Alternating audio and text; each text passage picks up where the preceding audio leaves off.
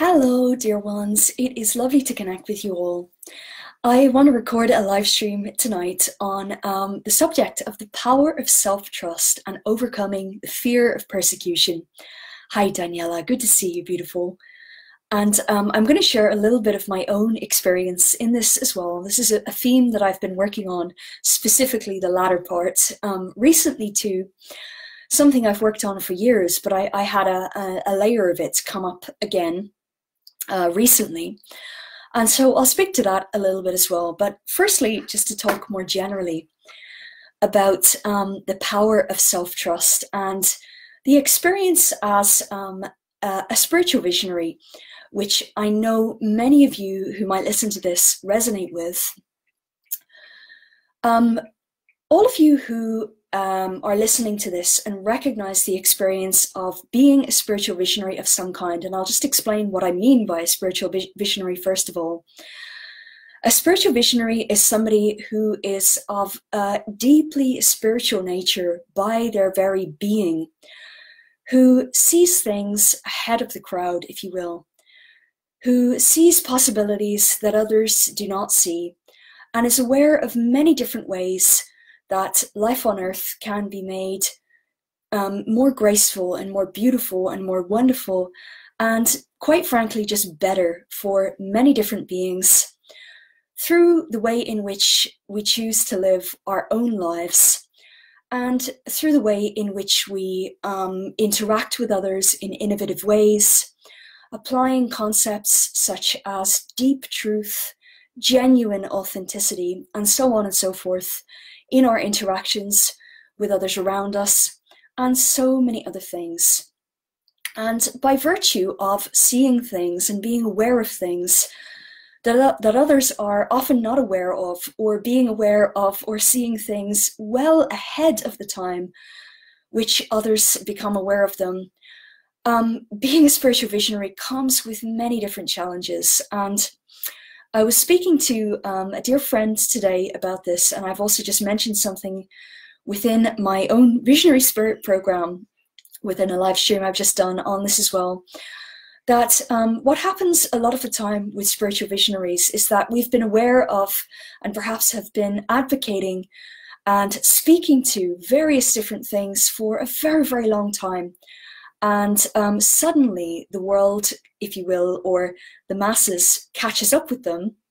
And you might think in your heart that when that happens, finally there will be this wonderful experience of now we share in this together and so on and so forth. But that is not always the case. And quite often what occurs is that the ones who have been speaking about things well in advance of the crowd do not get any applause or any certainly no recognition, but of course we don't seek recognition, and that's another thing that I'll come to in a moment. Recognition is something that should not be sought for very specific reasons that I'll touch on in a moment.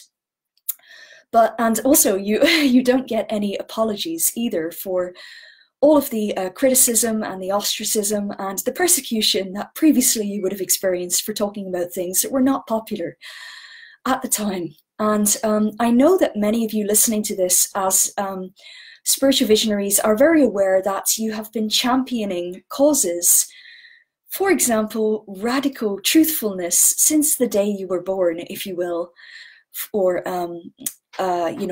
since you've been a small child, if you will. And suddenly all of these things are very popular in modern culture, and yeah. It's tough, it's tough. It's tough being a spiritual visionary. And I know that those of you who recognize this and who resonate with this know what I'm talking about, and you don't need me to really give any more words to it than that. But the point that I'm getting at here, and the reason that I've mentioned this kind of prelude to this, is that spiritual visionaries are always ahead of the game. That's what we do. That's what a visionary is about. Visionaries, by their very nature, see ahead of time. They see ahead of the masses, ahead of the mainstream. That's simply who we are, what we do, what we're about, and it's always going to be that way. A lot of the time, it means that we end up standing alone, sometimes for very long periods. I'm very fortunate that at this point in my own journey, and I really sincerely hope that many of you have experienced this by this time as well, because it's so very healing to the heart. I'm very fortunate at this point to now be surrounded by quite a lot of people who are very interested in what I have to offer and are really appreciative and grateful for what I'm able to offer them as my unique gifts and my unique viewpoint and so on and so forth. But that was not always the case for me. And even still, even amongst that experience, there are still, by virtue of who we are as visionaries, even once we're surrounded by other visionaries, going to be times and going to be specific subject matters on which we do once again find ourselves standing somewhat alone.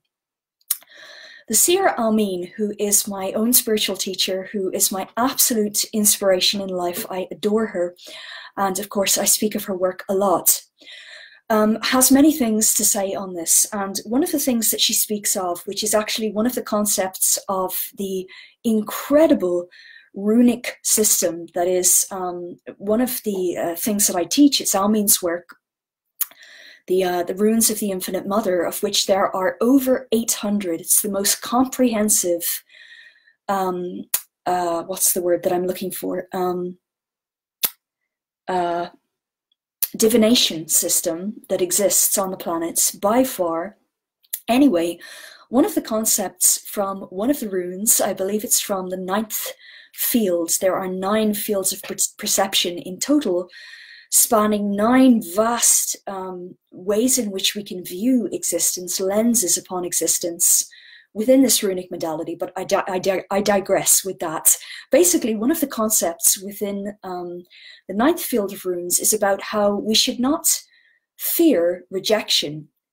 In fact, the wording I think it uses is that it's not rejection we should fear, but acceptance, because acceptance means that we have basically bowed to the status quo and we have gone along with the belief systems and the social conditioning and the programming and the expectations of others. And I just find that such an empowering message. It is not rejection that we should fear, but acceptance. And as spiritual visionaries, if you resonate with this message, you will know all too well the experience not only of rejection, but of a lot of the time the isolation, the sense of isolation in terms of standing alone on many different things that comes with this position. It's just part and parcel of it. And what spiritual visionaries need to learn, sometimes above all else, in many cases above all else, and that's the point of this message today, is self-trust. It is absolutely unshakable trust in ourselves and in the impulses we feel within us to be true to our own being and to be true to the impulses of inspiration that the infinite wishes to express through us, that we receive as direct communication from the infinite as to the purpose of our own existence. To trust in that above all else, even at times when we may be standing alone, even at times when we could be the only one on the planet who feels in our hearts the truth of what it is that we're standing for, and it takes maybe a decade for others to catch up. Now, I feel that the evolutionary pace, if you will, of the collective is picking up so much now that the gap between what becomes available and many beings, at least the most highly conscious beings catching up with certain things, is closing dramatically. Whereas in the past, prior to, let's say, 2005, the evolutionary pace of the collective was basically almost at a standstill in contrast to the rapid upward spiral that we've been on since then. And so there was a giant gap.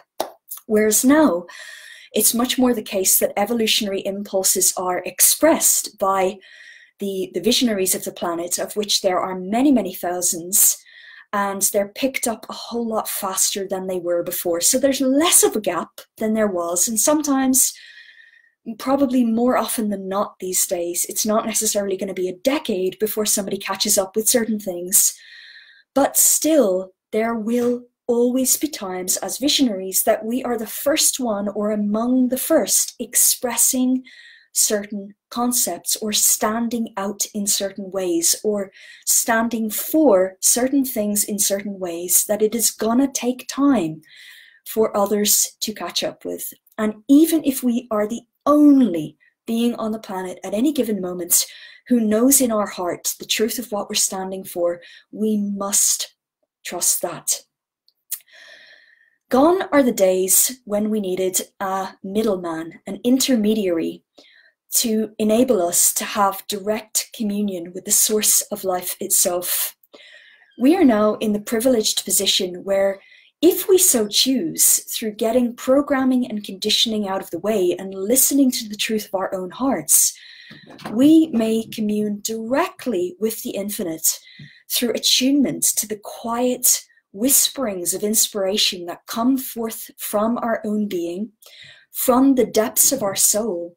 That inspiration that comes as the quiet voice, the quiet impulses, the quiet stirrings within our own being that call us in particular directions or call us towards particular actions that we are to take or paths that we're to pursue at any given moment. That is the way in which the infinite, the source of existence, communes with us directly as to the very purpose of our existence in any given moment. Every single one of us is capable of accessing that information for ourselves within our own being. Nobody else can tell us better than ourselves what it is that is calling for expression through our own being at any given moment. The infinite tells us that. But we have to be willing to trust ourselves enough and to trust ourselves more than we trust the opinions of the mirrored world around us, the opinions of the masses who don't even have a clue what they're doing in their own existence 99% of the time.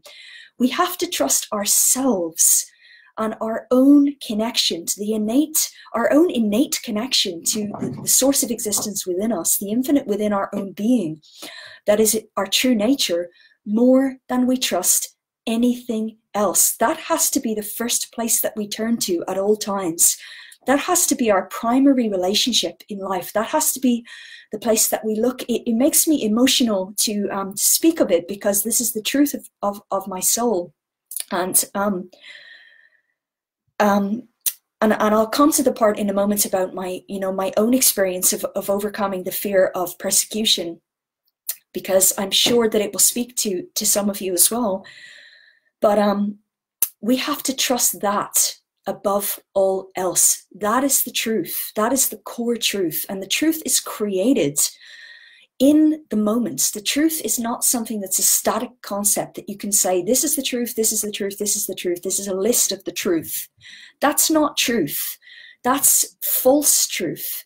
Anything that can be classified, put into a box, stated as a static concept, that's not the real truth. The truth is created moment by moment by the one who lives in the mastery of deep attunement to the source of existence within themselves, and lives according to that, and lives according to the way in which that calls us forth in life to express particular things according to that truth, instead of according to what anybody else wants us to live, wants us to express, the path that others want us to follow, the things that others think we should do, the things that others think we shouldn't do. If we have self-trust, a magical thing happens. And this is the power of self-trust that I wanted to talk about. If we have self-trust, we start to take up powerful presence in our own lives. See, without self-trust, something interesting happens. When we don't have self-trust, we contract.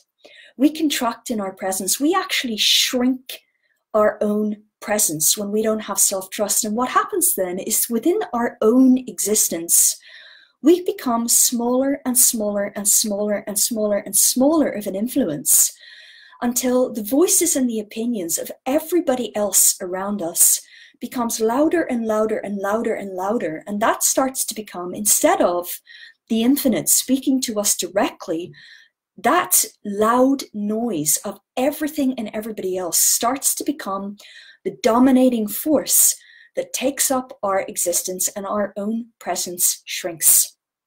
When we develop and sink into and stand powerfully in self-trust, we start to take up a greater presence in our own lives. Our own presence starts to become louder, larger, broader. It starts to fill out our reality in a very, very, very powerful way. And when that happens, there is less and less and less space, metaphysically speaking, as well as metaphorically speaking, for the voices of others to have any impact on us. It's a metaphysical secret that what you fear, you manifest. Very interesting point that. And what happens when we fear persecution? We fear that others are going to persecute us in some way or another, and I'll come to this point more in a moment. What happens when we fear persecution is we shrink. The influence of others starts to take up more of a place in our lives than our own presence. And then inevitably, what happens? You actually manifest persecution. Not just because you fear it and you manifest what you fear, but because your own presence isn't actually taking up space in your life.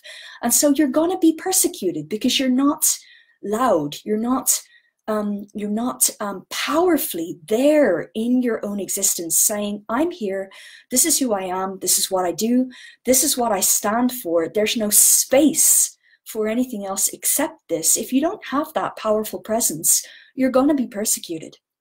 So it's a funny thing that the very moment that we actually start taking up the space, knowing that as we do so, our own presence is going to be enough. This is where the self-trust comes in to prevent persecution from being something that can exist in our reality. The threat of persecution goes away. It's our shrinking back that allows persecution to be there. When we truly stand forward in powerful presence, in deep self-trust, where we're filling out our reality with our own presence, metaphysically speaking, and here I'm really talking very much more as a metaphysical concept, that you are actually taking up powerful presence metaphysically in your reality, there's no space for persecution. So it's a funny thing that we have to actually push through the fear of persecution and take up that space in order to prevent persecution from being something that can be in our reality. It's the shrinking back that enables persecution to be there. If we have self-doubt in any way, somebody's going to persecute us. That's what happens, you know? And I remember in my past when this happened to me a lot, I did not have, you know, when I was talking about things that, you know, going back a decade ago, when I was talking about some of the things about the secret government and all sorts of things that are mainstream information now, you know, I did not truly trust myself. I did not truly support myself. And so I experienced a hell of a lot more persecution than I might have done if I was truly taking up powerful presence in my own life. There's a lot to be said for this. Since I have started taking up powerful presence, I have not been persecuted once. Not once. But here's the thing. And this is coming now to my recent experience with this as well, that I said I was going to touch on at the start of this video. Despite the fact that that's the case, and I have proven to myself that the more I show up in self-trust, the more I show up in powerful presence, trusting myself above all else, I actually kind of become untouchable in terms of anything that could persecute me just goes away. It doesn't exist in my reality anymore. I've still had a residual fear of persecution. And this is the part that I wanted to speak on that I think will resonate with some of you. Over the ages, in an existence within the reality of duality, which has polarity as the movement between opposite poles, poles that are at war with one another, i.e. masculine and feminine, etc. It has been the case that the spiritual beings, the ones with the most spiritual understanding, the ones with the most spiritual knowledge, the mystics, the witches, the whatever name, terminology you want to give, the priestesses, the whatever, have been very, very, very, very persecuted. The ones who have stood for direct connection with source, the ones who have stood for divinity, the ones who have stood for divine knowingness, divine awareness, divine connection of all varieties within a world of darkness have historically been persecuted. And I know within all spiritual beings, it is a deep wound, this feeling that we are not free to publicly be ourselves and share our truth and share what it is that we're here to share our connection with the infinite, share our understanding of the God force or whatever name you want to give to these things publicly without being lynched or something along those lines. This is a deep wounding that is in many beings. Certainly on some level in all spiritual visionaries who feel that they're here in some way to actually share a message out loud, if you will. I have had this come up like another layer of this in the last couple of days, and I realized that exactly what I just shared with you guys a few moments ago applies in exactly the same way here. I have this fear of persecution because there are places in my life where I'm still not standing in my full presence. There are places in my life where I'm not taking up space in my life because of fear. Places in my life where I'm hanging back and not expressing the fullness of who I am and the fullness of what I have to offer because of fear. And guess what happens? You manifest what you fear. The only way that it could be possible for me to be persecuted for who I am is if I continue to not take up proper space in my own existence, in my own reality, metaphysically speaking here, because of fear. That would be the only way that I could experience the persecution that I fear, ironically. So the solution for me is the solution that is going to be the same solution for everybody. It's to recognize these fears for what they are, to recognize that we can only be threatened by something of that nature when we are not in full presence within our own reality. When we actually show up and we fill out the space of our reality, metaphysically here I'm speaking of, with our own presence, mystically, all there is us. That's the truth. All there is us. That there is only one being in existence and we are all of it. We're everything we see. We are everything in our reality. That's the truth. However, the degree to which we actually see that and experience that and know that depends on how fully we're actually living that truth. So if you're not, as I haven't been in some ways, taking up space in my own reality, presencing the places where I've had, for example, fear of persecution, what I'm basically doing, to use my own example, is that I'm leaving gaps where my own shadow can persecute me because I'm not there. I'm not there. I'm not taking up those spaces.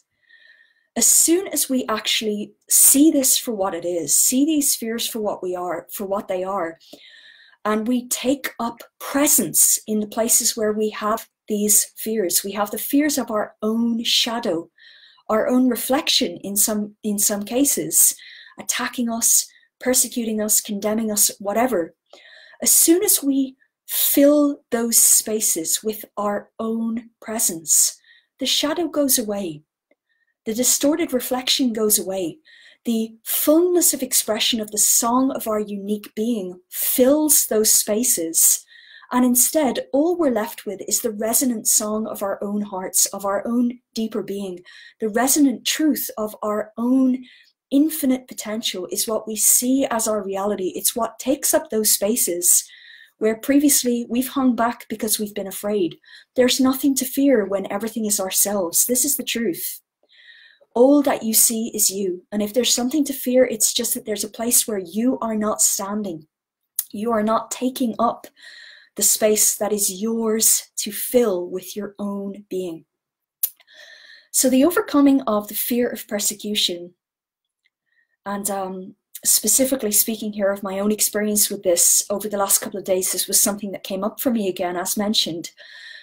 That fear is overcome by presence. It's overcome by being in the presence of the places where the fear exists.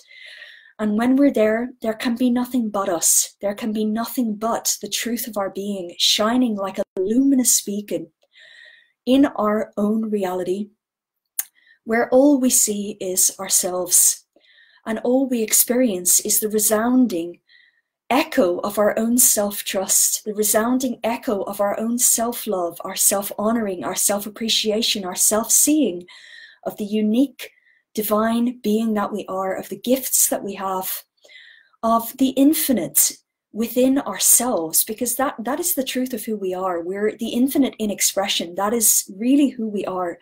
And there is truly nothing to fear in that. So let me just have a look at what you've said here, Gemma, sorry. If linear time does not exist, would they be able to catch up straight away if they choose it? In theory, Gemma, yeah, in theory they would, yeah. But I suspect that there is a reason why that does not happen.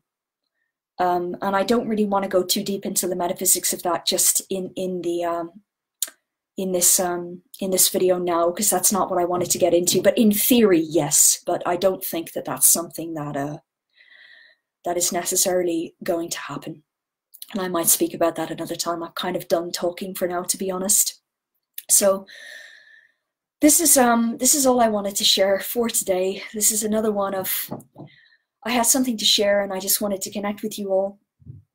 And I hope that this message has spoken to you in some way. And if you are in the position of being a spiritual visionary yourself, that it's provided you with some kind of inspiration and permission to deepen in self-trust yourself. It's very powerful, very, very, very powerful. And I hope this has given you some insight as well. And I might touch more on that question you had, Gemma, maybe in another space.